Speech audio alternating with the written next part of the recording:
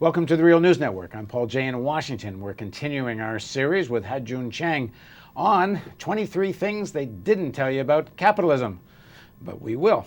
Thanks for joining us. Thank you. So just to remind everybody, you teach at Cambridge economics. Most people in rich countries are paid more than they should be. Well, the market says that's what they should get paid, so how could it be wrong? Exactly. We have been brainwashed this idea that whatever market decides to pay people, we have to accept. So if Mr. Blankfein at Goldman Sachs gets paid $50 million per year, it must be because it's worth it. If people are poor in developing countries, it must be because they have low productivity. Well, the argument's going to be if the market doesn't decide, who will and how? Exactly, but is it really the market that's deciding it? That's my point, because for example, if you liberalize that international immigration, probably 80, maybe even 90% of people in the rich countries can be and probably will be replaced by cheaper immigrants. And we are not just talking about cleaners and taxi drivers. We are talking about medical doctors. Yeah, that's a good example. If you created a process that would actually give credit deservedly and tested to doctors, you could probably have 10 times the number of doctors. Exactly. In a year or two. I personally replaced a British guy 20 years ago when I got my job in Cambridge. So it's not like Did they pay you less? It's not like that people from developing countries actually have low productivity. The reason why these people can move and compete for jobs in the rich countries is because of immigration control. And the whole society they operate in. Exactly, yeah. Now the point is that the reason why people are rich in the rich countries is not because they are individually so wonderful. It's because they live in a society with good social system, good institutions, good scientific infrastructure, and so on. The smart ones actually know it. Warren Buffett in an interview about 15 years ago said, I actually believe that most of the money I made has been made by the society, not by me, because just imagine drop me in the middle of Bangladesh. What am I going to be? I'll be a farmer. Probably I'll be a poor farmer. That's one of the things I don't think you talked about directly in here, and maybe this is. I think this should have been 25 things, and I hope we have time to do 25. But at any rate, but I would have made 24.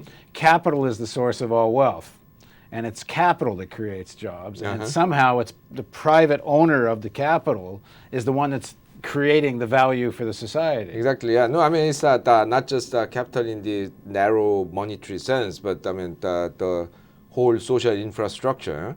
So even if you're a brilliant scientist, if you live in a country where the labs have no equipment, there's no research grant for science, and there's no good university system where you can recruit good research assistants, you don't do research.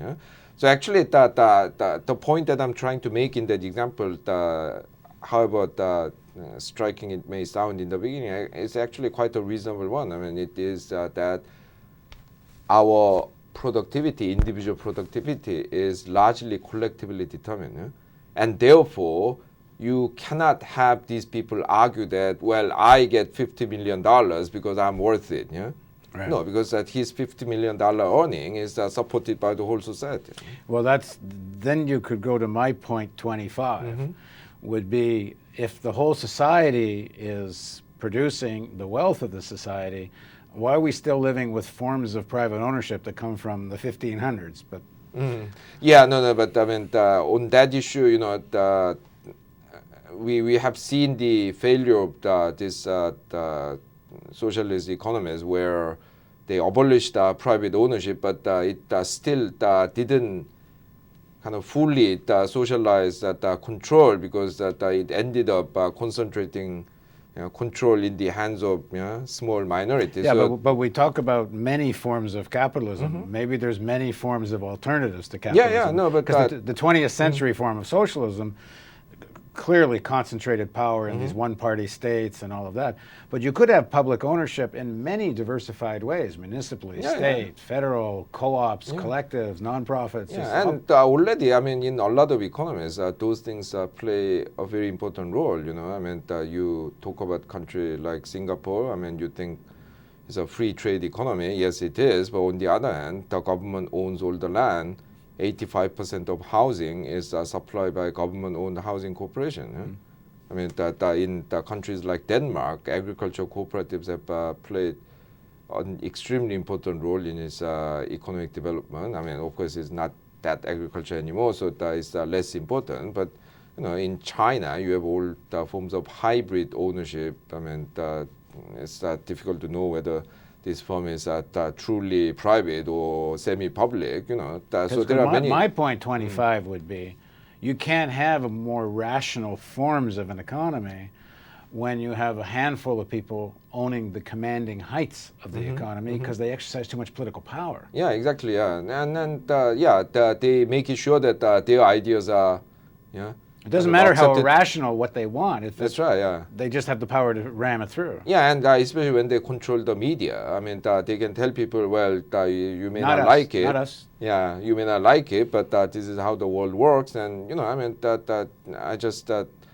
cannot believe how the people in Britain, United States, and several European countries have swallowed this nonsense that the deficit problem has been caused by kind of social welfare spending. Yeah, it's actually the problem. It's really the fault of people who are going to retire. If only they would retire later, everything would just be fine. That's right. Okay, next. The washing machine has changed the world more than the internet has. Yeah. Okay, so what do you mean? Yeah, I mean, through that I was trying to tell people that we shouldn't judge things, so to speak, from the wrong end of the telescope. We tend to undervalue things that already have been achieved and think only the newest things are important. So, for example, the reason why I brought out the washing machine is that the washing machine and other household appliances have enormously changed the way we live. I mean, it has enabled especially women to enter the labor market in a major way. And that has changed the bargaining positions of men and women within family. That has changed the number of children that women have. That have abolished the son preference that most rural societies used to have. But don't minimize the social importance of online dating. All right, here we go. Next, assume the worst about people and you get the worst. Yes, in the standard free market economics, it is assumed that we only work for our own self-interest, and therefore everything has to be designed to channel that into productivity activity, and the best way to do it is to do it through free market, the invisible hand of the free market. But actually the world cannot work in the way it does if we actually had individuals behaving in the way they are described in the textbook. For example, the most striking example is this method of industrial action called work to rule. Simply by working according to the rule, actually the workers can reduce the output by 30, 40, 50%.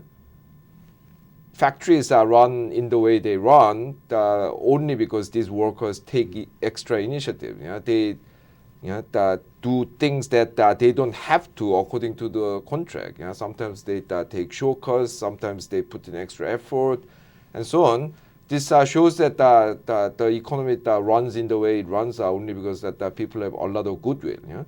So we have to actually build a system where we exploit this the good side of people, while subduing the kind of selfish side. This goes back to what we were saying before, because if you believe that privately owned capital is the source of all wealth, then the private capitalist desire to get as rich as they possibly can is the driver of the society.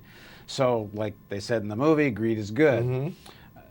But then they go ask working class kids to go off and die in Iraq and Afghanistan. Like where, it's okay like their sacrifice makes sense. Exactly. Yeah. But it's, of course, they're getting other people to make the sacrifice. Yeah, no, I mean, on this I can only agree with Go Vidal, who some time ago famously said that the American economic system is capitalism for the workers and socialism for the rich. Yeah? So there we go. So in the next segment of our series, we're going to deal with greater macroeconomic stability has not made the world economy more stable. And that's a really important concept. So please join us for the next segment of our interview, series on 23 things they don't tell you about capitalism.